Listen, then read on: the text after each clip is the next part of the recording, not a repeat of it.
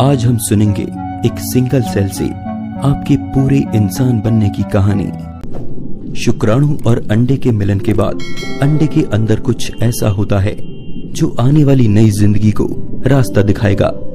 यहाँ पर सब कुछ तय होता है। जो शुक्राणु अंडे के अंदर फ्यूज होता है वो 23 क्रोमोसोम को भी अपने साथ लाता है। ठीक यही बात महिला के अंडे के साथ भी होती है। उसमें भी 23 क्रोमोसोम्स होते हैं। अब ये क्रोमोसोम्स क्या होते हैं?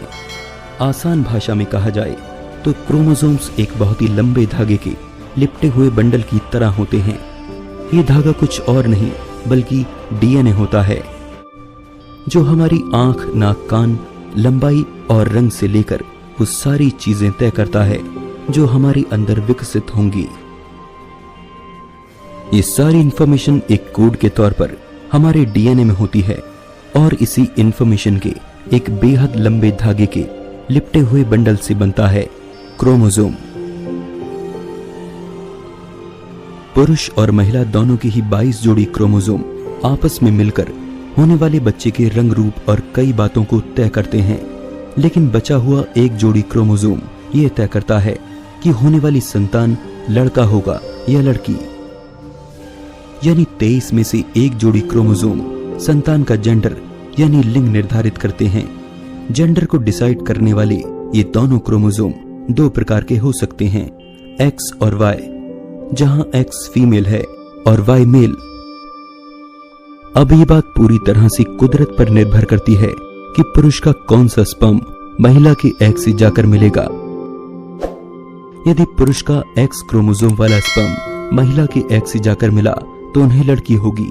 वहीं इसके उलट अगर अंडे से वाई क्रोमोसोम वाला स्पर्म मिला तो उन्हें एक लड़का होगा। स्पर्म के एग में फ्यूज हो जाने के बाद महिला और पुरुष दोनों के ही 23 जोड़ी क्रोमोसोम आपस में मिलते हैं, जिससे एक नया जेनेटिक कोड तैयार होता है। और इसी वक्त बच्चे का जेंडर, बालों और आंखों का रंग और भी कई सारी ऐसी बातें तय होती हैं जो एक बिल्कुल नई जिंदगी को जन्म देंगी।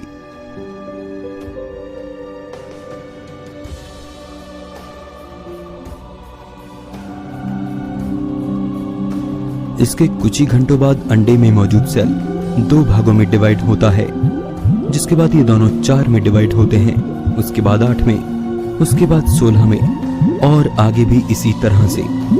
लेकिन ऐसा होना इतना भी आसान नहीं है, क्योंकि 70% एग्स इसी प्रोसेस में पहले 6 दिन में फेल हो जाते हैं, जिस समय महिला को इस सब के बारे में पता भी नहीं होता। लेकिन अगर ये प्रोसेस ठीक से हो जाती है तो एक नई प्राणी के शरीर के विकसित होने की शुरुआत हो जाती है। और ये एग अब एग न रहकर एक एम्ब्रियो यानी भ्रूण में बदलने लगता है।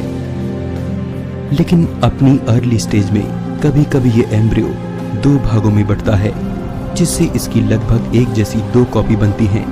और यही कारण है आइडेंटिकल ट्विंस यानी जुड़वा बच्चों के होने का।